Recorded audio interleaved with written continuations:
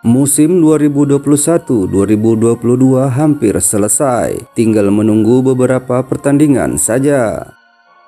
Dulu sebelum musim bergulir, klub-klub papan atas telah mempersiapkan diri dengan mendatangkan para pemain.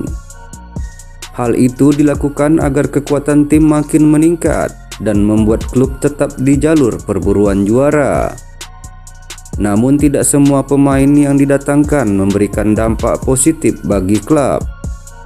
Bahkan aktivitas transfer ke sebuah klub justru membuat performa si pemain tidak sama dengan klub sebelumnya dan malah bisa lebih buruk.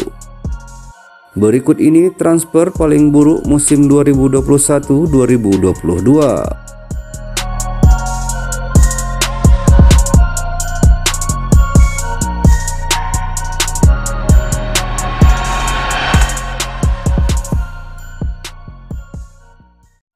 Sergio Ramos. Kedatangan Sergio Ramos ke klub kaya Paris Saint-Germain menjadi peristiwa yang menggemparkan. Sayang transfer itu hanya gemerlap di depan. Pada kenyataannya kedatangan Ramos ke PSG malah menjadi satu transfer terburuk musim 2021-2022. Meski begitu, Ramos memang tidak memiliki catatan buruk ketika bermain di PSG. Hal itu karena sejak berseragam PSG, Ramos malah menepi cukup lama lantaran cedera dan dalam fase membangun kembali kebugarannya. Mauricio Pochettino bahkan harus menggunakan duet Marquinhos dan Presnel Kimpembe karena belum bisa memainkan Ramos. Sejauh ini Ramos hanya bermain sebanyak 9 kali di Liga 1 dan 1 kali di Piala Prancis. Namun Ramos sudah mencetak 2 gol ketika ia mendapatkan kesempatan tampil di Liga.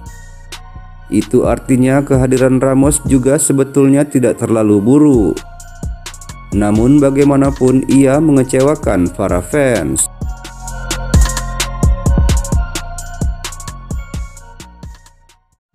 Saul Niguez. Entah faktor apa yang membuat manajer Chelsea Thomas Tuchel mendatangkan Saul Niguez dari Atletico Madrid, tepat di saat pelatih Atletico Madrid Diego Simeone sendiri sudah tidak lagi menaruh kepercayaan pada Saul. Apalagi Saul sengaja dipinjamkan Los Rojiblancos lantaran performa yang mengempis. Beberapa musim di Atletico, performa Saul memang kelihatan mengalami penurunan meski hanya perlahan. Tapi hal itu justru dimanfaatkan Chelsea untuk mengambil jasa Saul, konon untuk memberinya kesempatan dan mengembalikan performanya. Namun apa yang terjadi justru sebaliknya. Thomas Tuchel dibuat kecewa dengan peminjaman itu. Selalu mencatatkan kesan tak bagus pada debutnya bersama The Blues, seperti ketika menghadapi Aston Villa pada 9 November 2021 lalu. Pada laga itu, meski beroperasi di posisi gelandang bertahan, Saul gagal melakukan intercept dan tackle. Akurasi umpannya pun hanya 81%. Ia gampang terpancing oleh pemain lawan. Di laga melawan Watford, Saul juga melakukan hal yang hampir mirip. Jelang musim ini berakhir, Saul Niguez lebih sering menjadi penghangat bangku cadangan di skuad The Blues.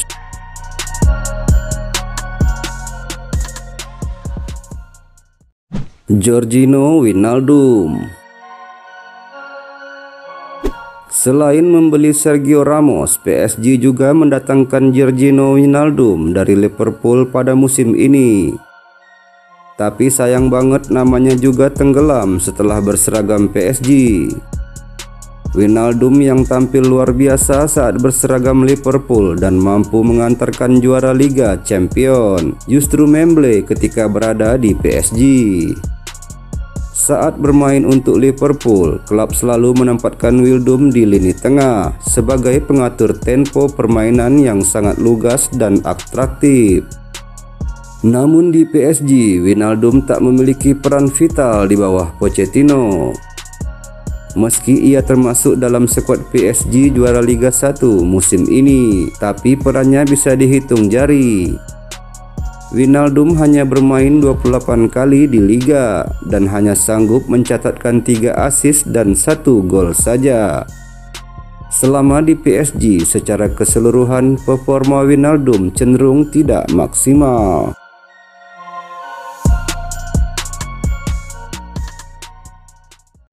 Lionel Messi.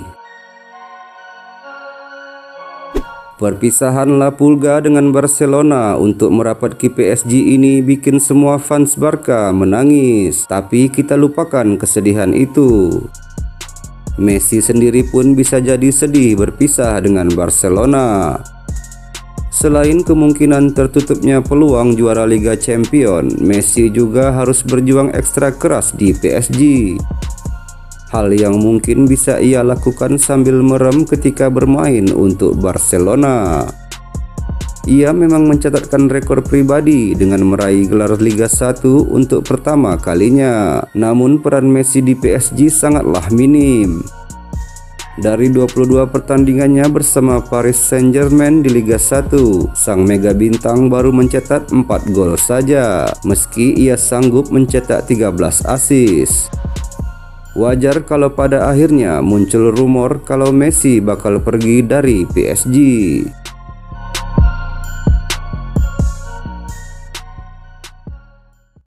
Jadon Sancho. Sulit untuk mengakui, terutama bagi penggila Manchester United, bahwa Jadon Sancho adalah pembelian terburuk setan merah. Namun kenyataannya memang demikian. Ketika masih bermain di Bundesliga, Jadon Sancho hanya butuh 24 pertandingan untuk mengemas 8 gol dan 11 assist.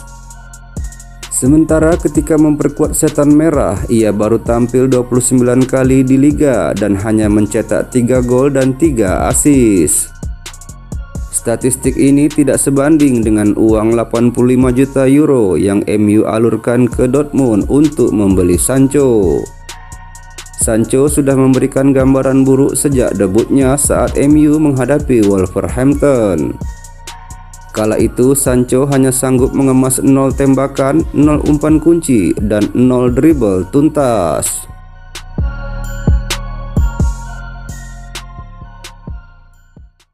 Jack Grealish.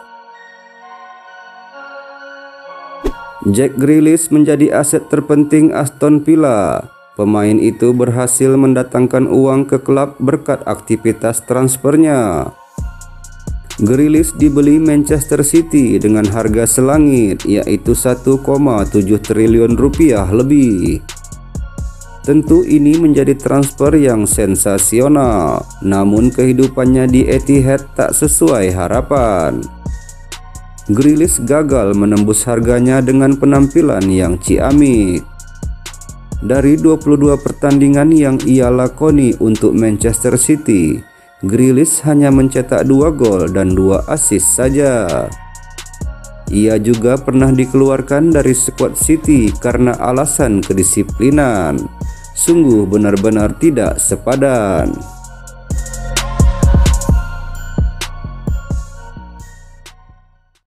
Marcel Sabitzer.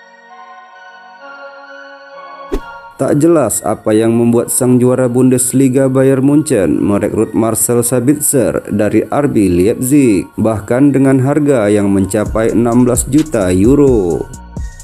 Namun memang Sabitzer kerap dimainkan Julian Nagelsmann.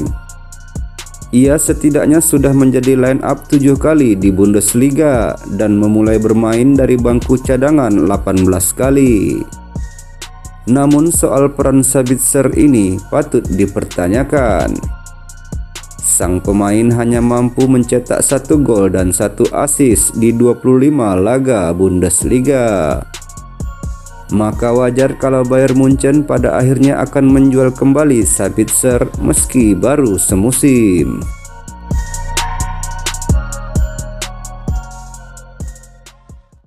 Itulah beberapa transfer paling buruk musim 2021-2022. Jika kalian suka dengan video ini, silahkan like, komen, dan bagikan video ini ke media sosial lainnya. Terima kasih telah menonton, sampai jumpa lagi.